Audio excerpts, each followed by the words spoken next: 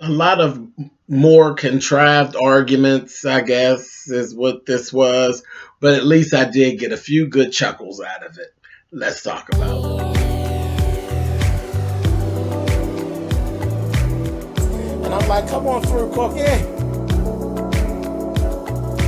I'm going up on my soapbox. That's basically it.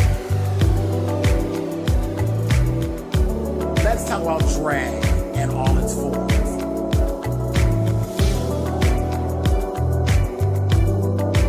What, Cookie?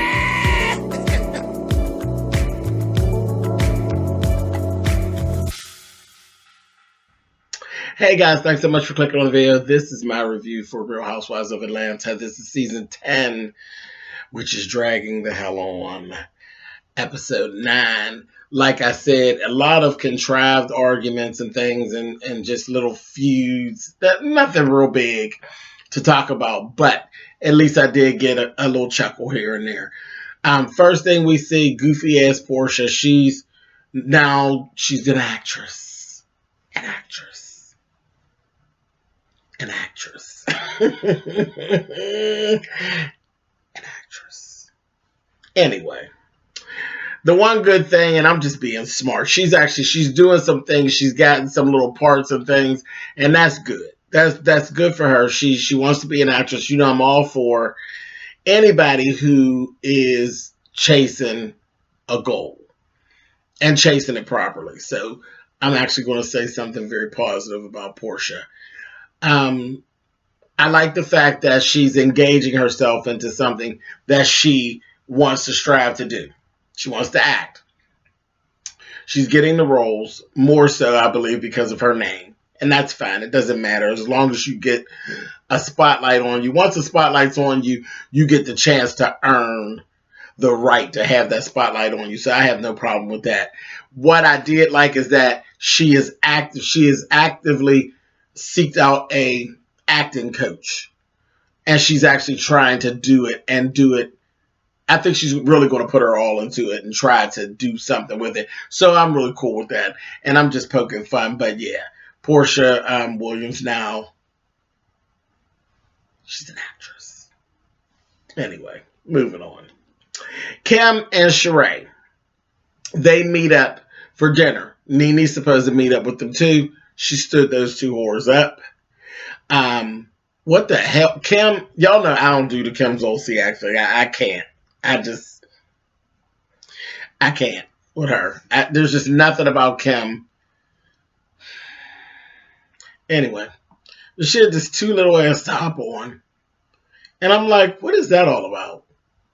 Like, for real, it was like a jumpsuit and it zipped in the back, but the top was just completely the whole top, the bustier top, too small.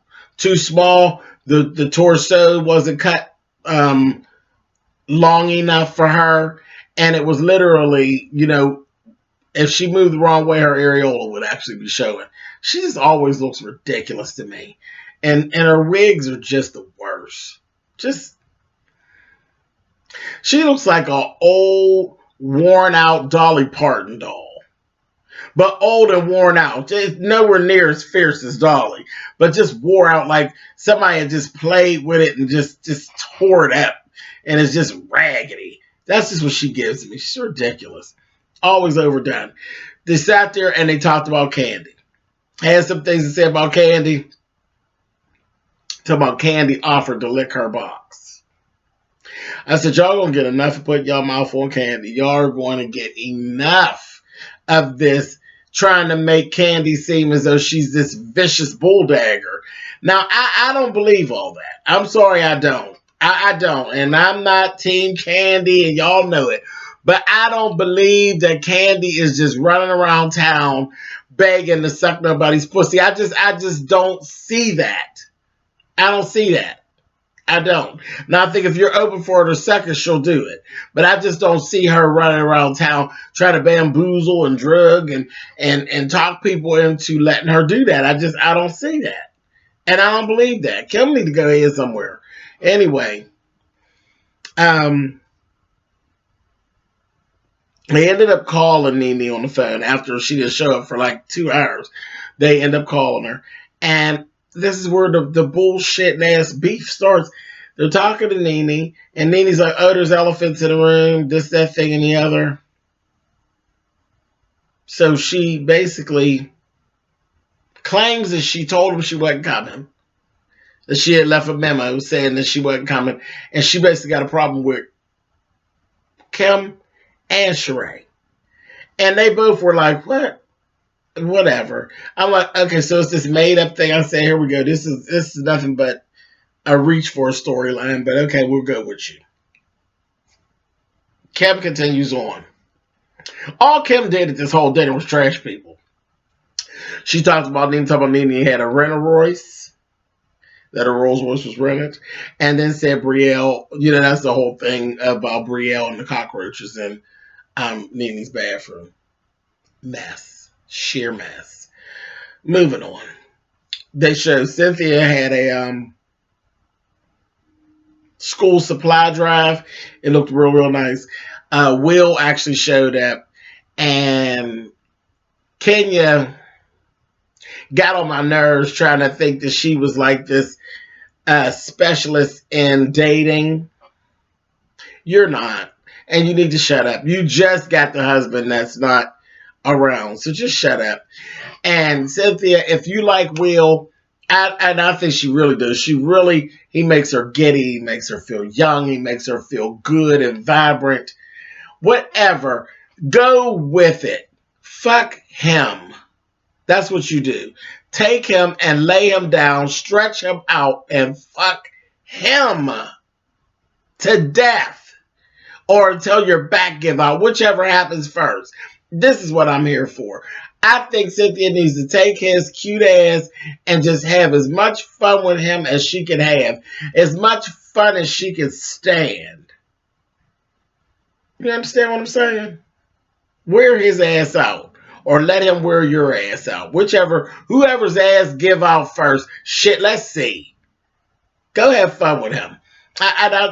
Just don't get all attached and all of that. And it ain't time to get married again. It's time to take him and screw him. That's what it's time to do. And I'm tired of people getting in their business. Whatever. And if there's a mistake to be made, oh well. She's a grown woman. Go on and have you some fun, Cynthia. Shit. Sick of that. Go on and submit to the man. Let the man have you. Give yourself to him, girl. Get physically. And don't let him touch your money, bitch. I just think she should just give into it and have fun because she really wants to. You can tell when he's around, she just is, ooh, I don't remember how that is, honey. That's fun. That's the fun part. Submit. Anyway, I just felt like Kenya was just hating. Just shut up, Kenya. Go find your husband. Anyway, so this is the big thing with this episode. Nene goes to an energy reader. Her name is Mbella or Mbella or Mbele. Some shit. She was an evil, black, short, pushed in, built to the ground bitch is what she was. Just as nasty and shady as Nene. Perfect. She's perfect. The only person that was missing was Dwight. For a shade fest. That woman was just as nasty. She threw direct shade at Cynthia. From the door.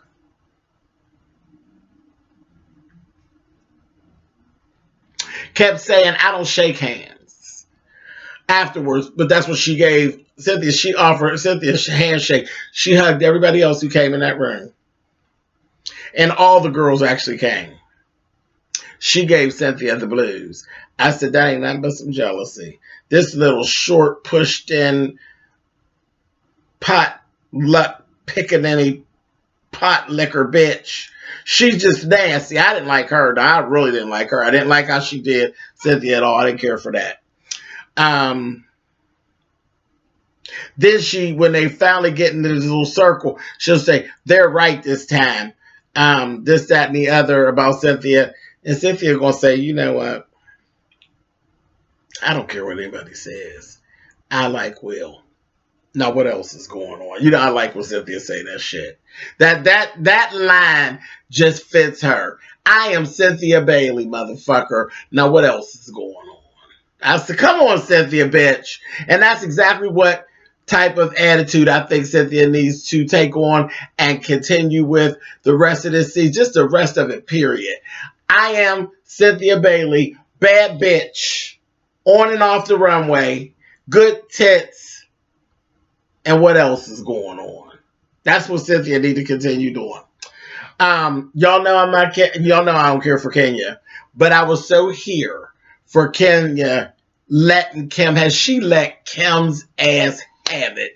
Kim came in right away. Kim and the little potluck pickaninny, they got into it right away. They just were not gelling, and Kenya ended up letting Kim have it and told her, you know what, if you're not going to sit here and be a part of what's going on, just shut the fuck up and leave. If you're not going to come here and we're trying to do something and you just come in here causing confusion and contention, who do you think you are, bitch? I was like, all right, Kenya. So then right after that, the woman just got, she just got in her feelings. I said, well, I didn't understand that. I said, what kind of reader is she where you done got all your feelings and then walked out? Left people up in your shop. I said, well, I hope they didn't pay her because she was ridiculous. Just a little nasty. She reminded me of Miss Renee from the goddamn Married to Medicine. Like she could have been her cousin or something. She's a nasty old bitch. She was something. She had a nasty attitude. She's real project-ish to me. That's what I got from her. She's reminded me of a bitch that be in the projects, always cooking out on her porch and saying smart shit to people that walk by. That's who that bitch that's the person that bitch remind me of. Old stinking whore. I didn't like her too much. She's perfect to be friends with Nene though. Perfect. Anyway, Kandi kind of took over and Kandi addressed the elephant in the room between her and Porsha. Well, they brought it up. They said there's an elephant between the two of y'all. And honey, Kandi was like, listen, let me tell you something. Elephants live a very long time, honey. A very long time. So y'all know I ain't trying to squash no shit with Porsha. Fuck Porsha. Porsha and Nene gets into it. And Nene, she's like, you know what? Porsha, I don't feel the need to kiss your ass. I don't. I'm over it. It is what it is. I don't feel the need to kiss your ass, and I'm not going to do it. I was like, well, all right. And I can see that. I understand it. Should you still giving me the same stink face you was giving me when we was in San Francisco? And fuck it, I'm not doing no more of it. It is what it is.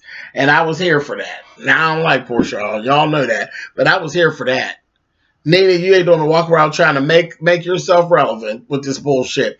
Then Nene and Sheree gets into it. I'm like, what the hell? And she don't really want to say, I don't really want to talk to you, Sheree. I really don't want to talk to you. She's basically saying that all her problem was really with Kim. But that's not what you said when they were at the restaurant. You said there was a problem with the both of them. Bitch, you're just trying to make yourself relevant, and you're not, Nene. You're not. They ain't doing but throwing money at you down at Bravo because you are not needed for this season. You're really not. Just ridiculous.